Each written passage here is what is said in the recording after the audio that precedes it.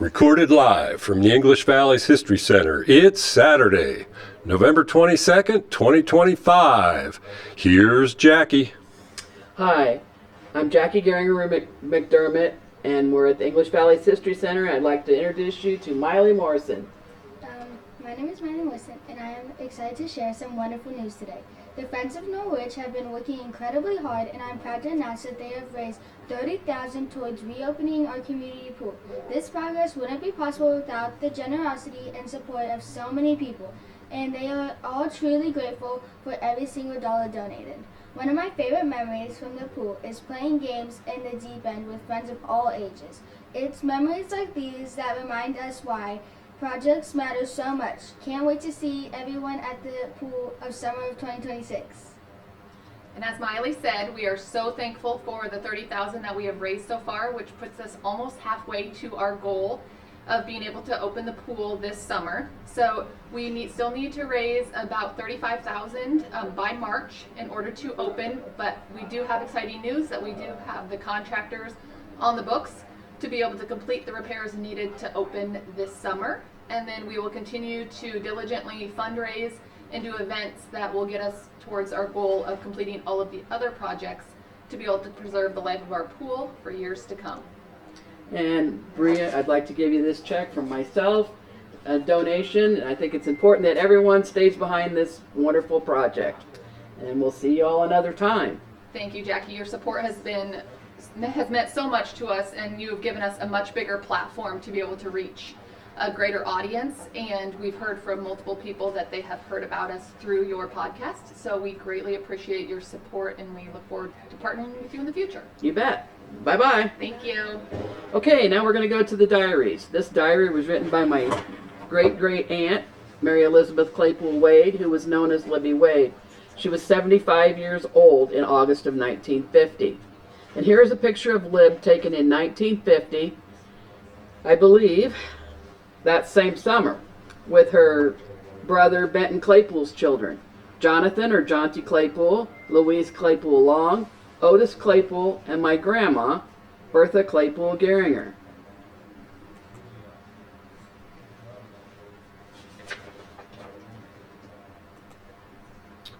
August 22nd, 1950. Not so cold today.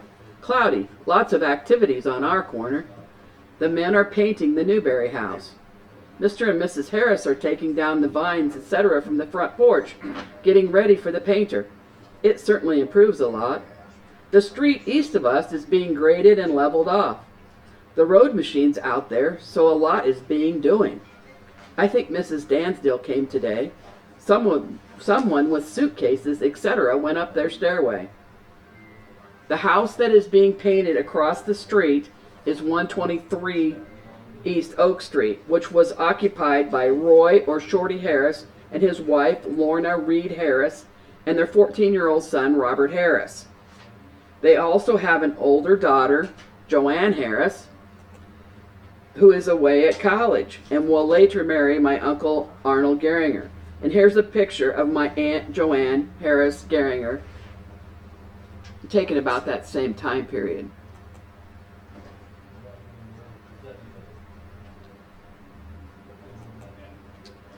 Lib calls the house across the street the Newberry house, as the Newberrys were the previous occupants. Mick and Rethel Dansdale will be renting the upstairs rooms from the Harris family. And here's a picture of 123 East Oak as it looks today.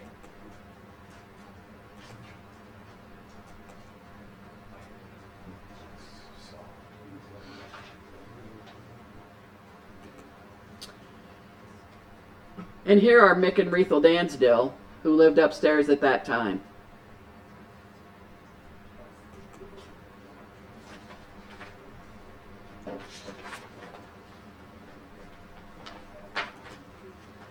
Mary Newhouse was here. She has rented her rooms to the new coach. He is to be married in November, but will move in and occupy the place as soon as the Wares move out. Katie Kelly fell down the stairs and injured herself yesterday or the day before. Has some broken bones, I believe. Mary said her shoulder. Mary Kelly Newhouse is a 71-year-old neighbor. I have not been able to find a picture of her yet.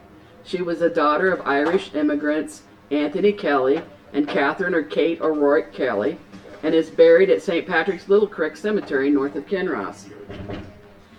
Mary was the mother of Gerald Newhouse, who died at age 7 after an appendicitis operation, and her other son, Newell Newhouse, who farmed near Webster. Mary was the grandmother of Marcy, Muriel, and Kelly Newhouse, who attended English Valley schools. Mary is telling Lib today about a woman named Katie Kelly, who is likely some of her relation, but I have not figured out how. Katie Kelly fell down the stairs at her house and gashed her head and bruised herself badly. Katie told the local newspaper that she was dead tired after working a late shift at the town celebration on Thursday night when she fell down the stairs. Mary Newhouse rents her basement rooms. The high school teacher and coach, H.W. Ware, and his wife Dorothy, and their young daughter Marcy are moving out, and another young coach, who is to be married in November, is moving into Mary's downstairs apartment. I learned all this from the local newspaper, the North English Record, which is online where I read about it. I tried to copy a crochet doily of Mrs. Boltz's. I think I can get it solved. Mrs. Boltz was here today. Elizabeth, or Lizzie Geiger Boltz, is Lib's 89-year-old neighbor. Lib is an excellent seamstress and needleworker, so she can likely figure out the pattern to the needlework that Mrs. Boltz had given her to copy. Elsie Miller came a while today. She had been to Minnie Roller's to booster class picnic today. There was a farewell party for Reverend Peterson's last night. Elsie had a chance to be a babysitter for the Sikhs, but declined. Too late hours for her. Russell went to Williamsburg tonight. Ruth Bursler brought us 2 dozen eggs today, 26 cents per dozen. Elsie Miller was an old neighbor from the Green Valley area, where Lib had taught as a young woman. And here's a picture of Elsie Miller.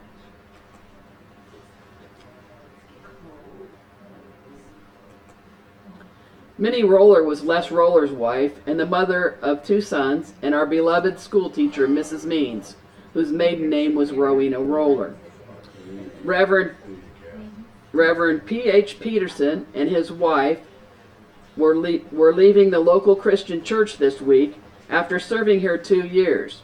Reverend Seek was the Methodist minister that Elsie declined the chance to babysit their kids.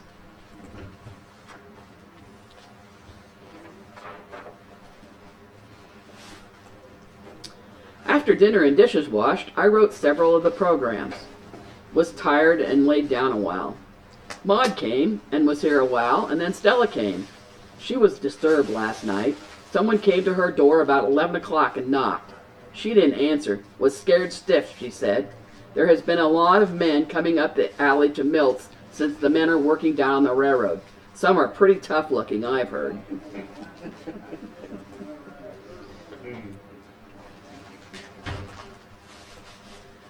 Maud Foster Claypool was Lib's friend and neighbor and the wife of her nephew, Ray Claypool.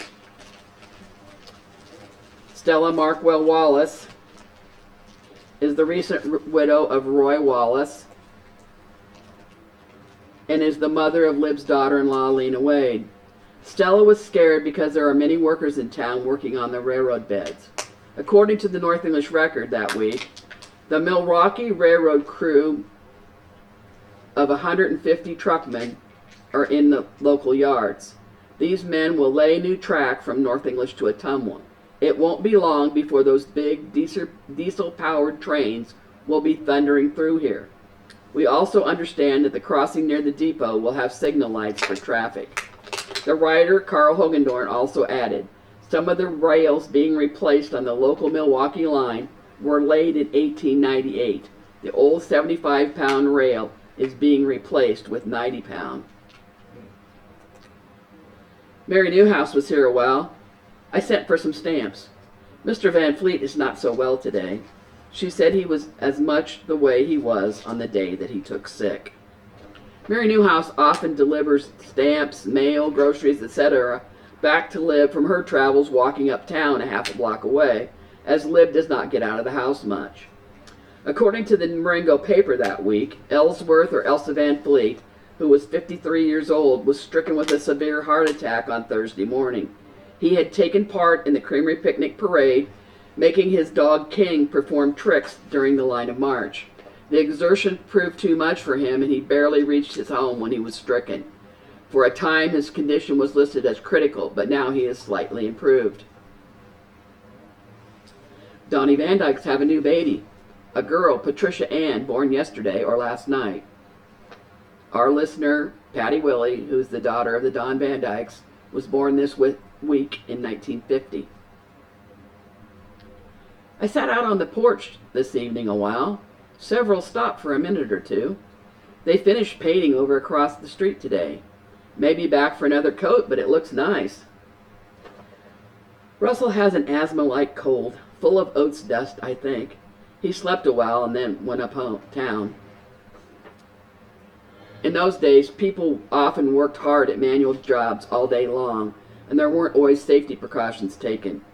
Russell worked unloading coal and grains, like oats, as well as driving a truck for the Home Lumber Company. Jenny was here a while this evening. Kathy was with her. Elsa Van Fleet not so well again today. Jenny is telling Lib more news about their neighbor, Ellsworth or Elsa Van Fleet. Jenny Wade, Lib's daughter-in-law, is married to her oldest son, Wayne or Perky Wade.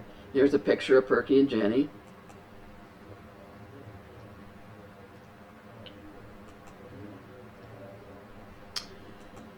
And Kathy that they're talking about is Jenny's granddaughter, and her name was Kathy Kurtz.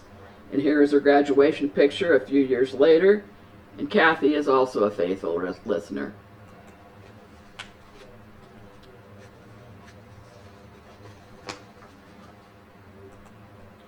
August 24th, 1950. Hazel's birthday, 23. My, how time goes by.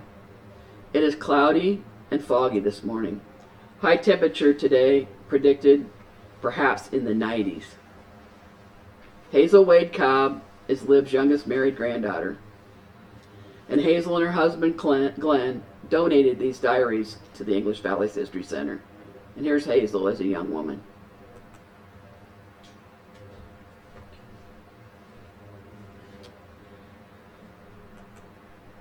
I wrote some on the WSCS books after I had the work done and dinner on its way.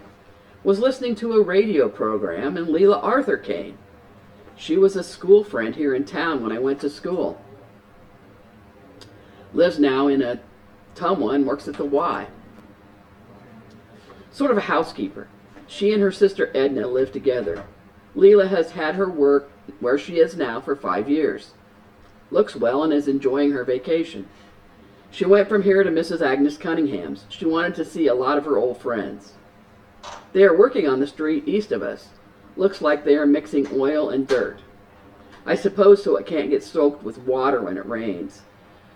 Mrs. Bolts brought me another crochet doily to copy. Maybe I can. It's very pretty. Neva Morse stopped a while. I was on the porch. Hattie went with Rosie Secor and Mrs. McDonald to Iowa City today. Neva McGuire Morse is a friend of Hattie's since her daughter Leona is married to Hattie's nephew, Levon Bursler. And here's a picture of Charlie and Neva Morse with their grandsons, Gary Morse and Billy Morse.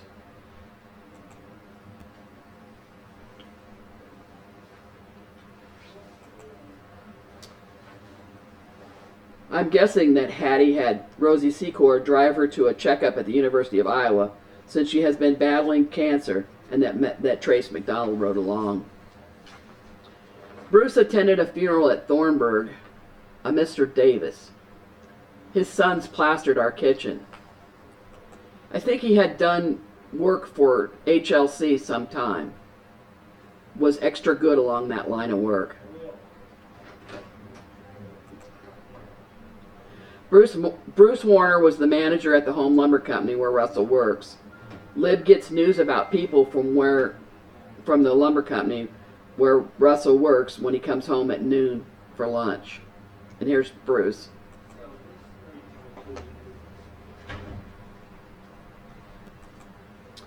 Received Anna's letter and some pictures. Arlen has to report for his physical exam to Corpus Christi on August 29th at 7 a.m.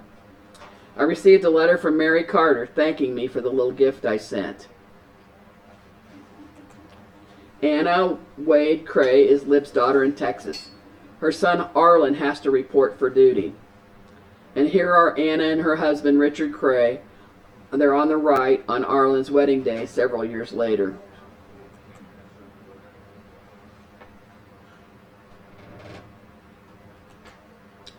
Mary Carter was an old friend of Lib's from the Yankee Point area north of town who has moved to Washington State. She was married to William Carter, who was adopted by the Carter family. She and Lib continue to correspond, and Lib sent her a small handmade gift recently. And that's the end of the diary portion. We're going to move on to our next feature story on Georgia and Bruce Warner. In 1986, the editor of the North English Record, Carl Hogendorn, often recognized people for their contributions to the town. He named Georgia Warner as a grand gal and Bruce Warner as a great guy. Carl continued, "They have endeared themselves to many people over the years in our community with their helping hands and caring hearts." I agree 100%, Carl.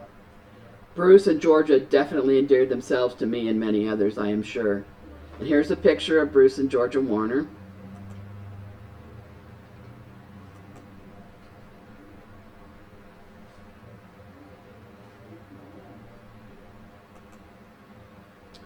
Bruce Nelson Warner was born in 1919, the son of Ellison Barnes, or E.B. Warner, and Pearl Plymesser Warner. Bruce attended North English High School, as did his younger brother Norman. And here's a picture of Norman Warner, their mother Pearl, and Bruce Warner.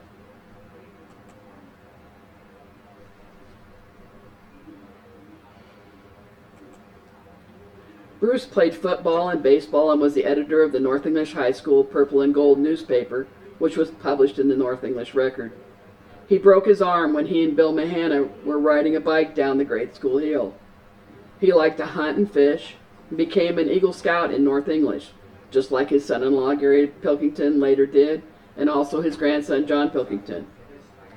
Bruce graduated in 1936, worked for his father in the lumber yard for a year, and then headed to Iowa State at Ames to study engineering in 1937.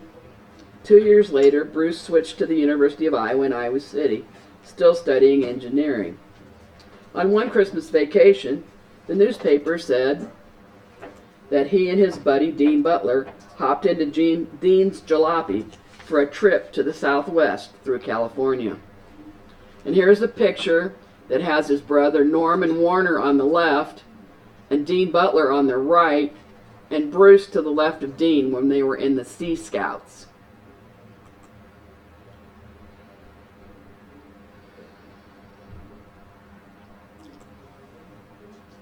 However, World War II was looming in the background, and soon after the attack on Pearl Harbor, Bruce enlisted in the Army. On January 1st, 1942, Bruce married Georgia Lords from Millersburg, and she joined him at Fort Knox, Kentucky, and at the Aberdeen Proving Grounds in Maryland, where he worked in the Ordnance Department. Later, Georgia went to Louisville to assist her brother-in-law in his medical practice. Bruce was sent to the Pacific Theater and served in Okinawa, New Hebrides, Caledonia, and Korea. I got some of this information from a clipping from a scrapbook of the North English Centennial Memories donated to the History Center by Jerry Hansen, the daughter of Dean and Eloise Morse. And here's a picture of that clipping. We'll learn more about what is in that tub of donation from the Dean Morse family in later programs.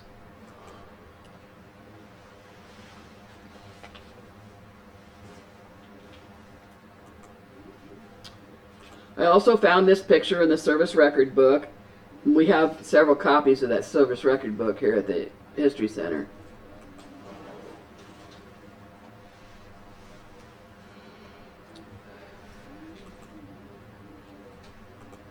After the war, Bruce and Georgia made their home in North English, where Bruce became the manager of the Home Lumber Company after the sudden death of his father, E.B. Warner, in 1949.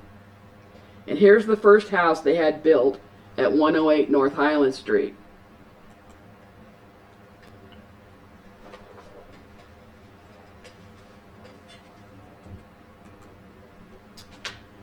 The Warners immediately became active in the North English activities. And here's a picture from the 1954 centennial featuring Wayne Perky Wade, Floyd Brown, Bruce Warner with the top hat, and Milo or Shy Blockridge in their beards.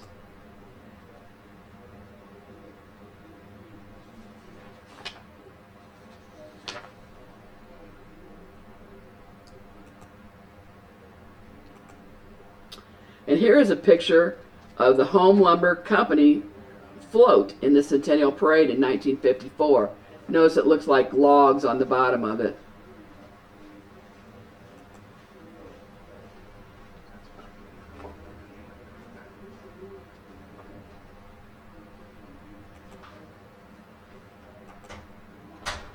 Georgia was very active in the creation of floats for the summer parades in North English. And here's an example of another float from later years. They're quite fancy. It's stuffed with napkins and just real fancy floats.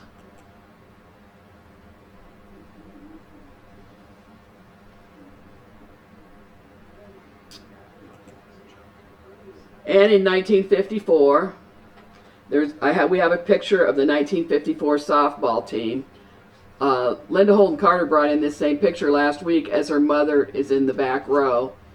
And Georgia's in the front row. She's the third one from the left holding a bat. You notice her big smile.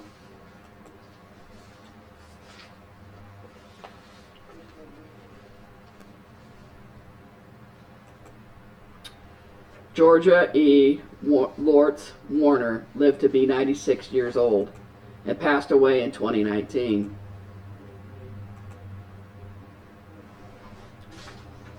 Georgia was born in 1922 in Millersburg, the daughter of Mabel Montross Lortz and George Alfred Lortz.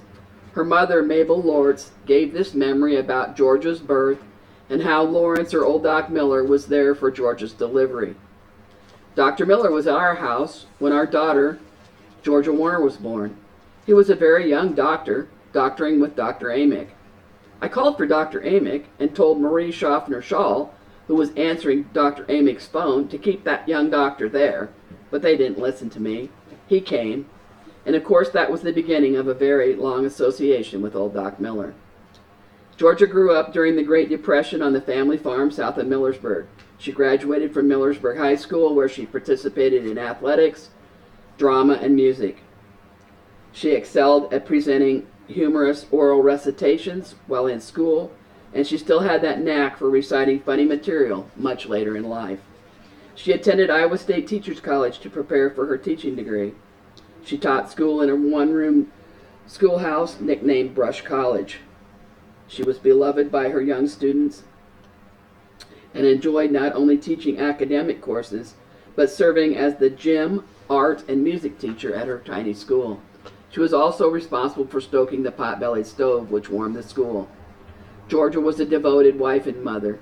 She raised her daughters, Mary and Elizabeth or Betsy, to be accomplished pianists, which brought her much joy.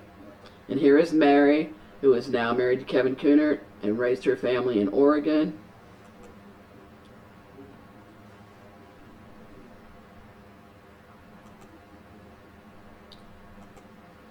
And Betsy, who was married to Gary Pilkington and raised her children in North English.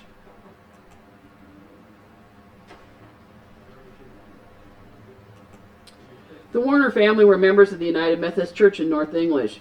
Georgia belonged to the United Methodist Women, led the youth group, taught Sunday school and Bible school, sang alto in the church choir, and founded and directed the church choir. And here's a picture of daughter Betsy in Georgia with the Sunday school class.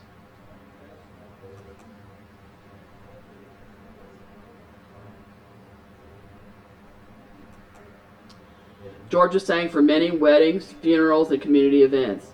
She loved entertaining at the History Center, the Community Center, and the Care Centers.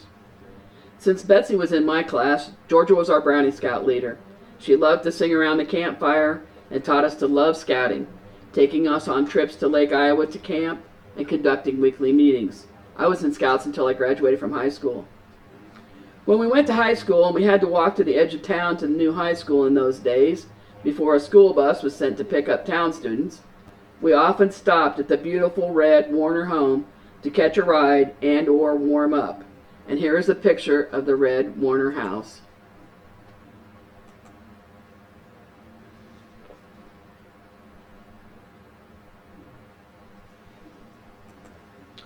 Georgia had an especially close friendship with her neighbor Charlotte Smith, as they were both widows as their husbands Bruce Warner and Bob Smith passed away. The way I got to know Bruce Warner was when he would come for breakfast or coffee breaks or lunch at the restaurant downtown where I worked. He was like a breath of fresh air to talk to because he was so smart. Bruce was highly involved with the city of North English. He was in the North English Rotary Club, which was a service organization for businessmen, the Civic Club, and the Commercial Club, and the Masons. He was also in the VFW. He started out as town clerk when the city sewer system was being built and switched to city council member in 1953. The home lumber company that Bruce managed opened its doors to the children in town as we awaited the arrival of Santa each year. Here's a picture of the home lumber company in the early days, 1950s.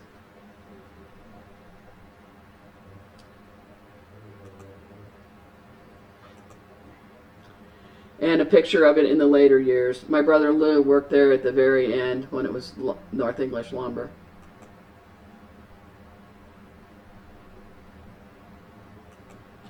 And the Warners loved to travel. For example, in 1954, Bruce and his friends Theodore Van Aken and William Gilchrist went to Colorado to hunt. In the late 1950s, the family wintered in Texas for a few weeks. One remarkable trip that the family took was to Haiti, where Bruce's brother Norman was stationed at the United States Embassy. I can still remember some of the beautiful carvings and artwork they brought home with them. And finally, here's a picture of Georgia in 1979 at the North English Sesquicentennial.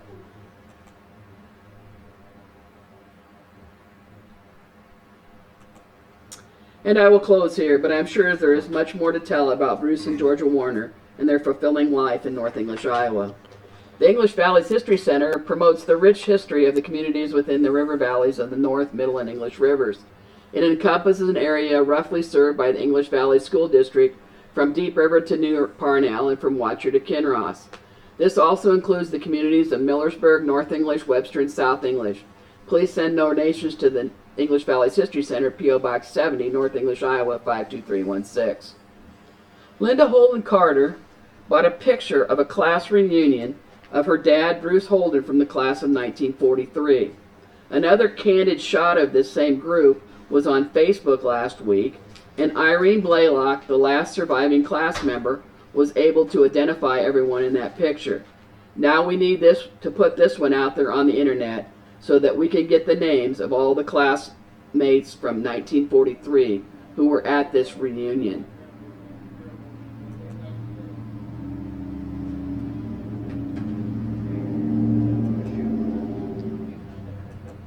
I also found a real gem in a picture that Linda Holden Carter brought in, and then that same picture taken by someone else in color from Trish Montross Garrity that belonged to her mother, Dorothy Neff, and stepfather, George Neff, and step-grandpa, Clarence or Laddie Van Dyke.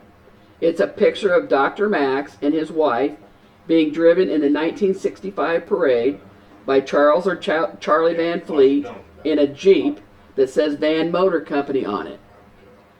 At first, I thought it was Marilyn Fleet beside her husband, but the color picture was marked Dr. Max and his wife. The 1965 Creamery Picnic was the highlight of our little lives when the local television celebrities from Cedar Rapids came to visit. Dr. Max and his wife were in the parade, and Mambo the Clown came in the afternoon, and we had an afternoon show at the city park. We watched their cartoon show faithfully every day for many years on WMT television. So here is Dr. Max, Charlie Van Fleet, and Mrs. Dr. Max rounding the corner in North English.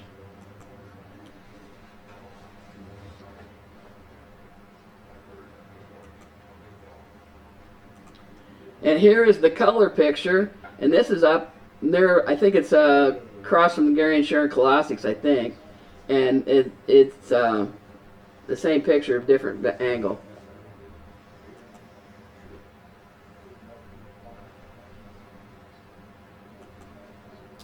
Trish Garrity has loaned us some unique pictures of North English live from the 1950s that we will get scanned in and share. Correspondence. Mark Claypool from Sigourney said, Jackie, another outstanding week. Ron Van Berkem from Wisconsin said, good one, and nice to see Trish. She and Linda Lee introduced my wife to me at the Oasis. Trish Montross Garrity said, it was fun to help you spread the news that our enthusiastic pool committee needs financial help to be able to repair the pool so it can be up to standards to be open again. I enjoy your broadcasts as they bring back many happy days. Thanks for the memories. Great job, Jackie. May your health continue to improve each and every day. I am getting better. My eye's still black. My heart's healing, so I think things are going good. Trish also explained to me that I pronounced her sister's last name incorrectly. No, I did it. Well, I did it after her. Her name is Anita Montross Coatmans. We also heard from Trish's daughter, Jody Blaylock Howe, and she said, I'm not sure of the exact dates, but I think I worked at the EV pool from like 1980 to 1984. I believe it was 5 summers of swimming lessons and 4 years of lifeguarding. After that, I went to work at Williamsburg for Mark. I would just like to say it's great for kids to have swimming lessons, and they definitely need to learn how to swim. It's good for the community. Please send donations for the Knoll Ridge Swimming Pool updates to P.O. Box 114, North English, Iowa 52316, or Venmo at Knoll Ridge. That's KNOLLRIDGE. And this is a reminder that the next alumni luncheon group will meet at 11:30 a.m. at the Main Street Pub and Grub in North English on Monday, December 8th. Please contact Linda Holden Carter or Alice Floring-Stramer for reservations. We're also interested in learning about historical English Valley's items that you might wish to donate to the History Center. We're here every Saturday morning from 7 to 10 if you'd like to drop in with things. Please contact Dave Jackson or Scott Romine or any board member to donate. And that's a wrap.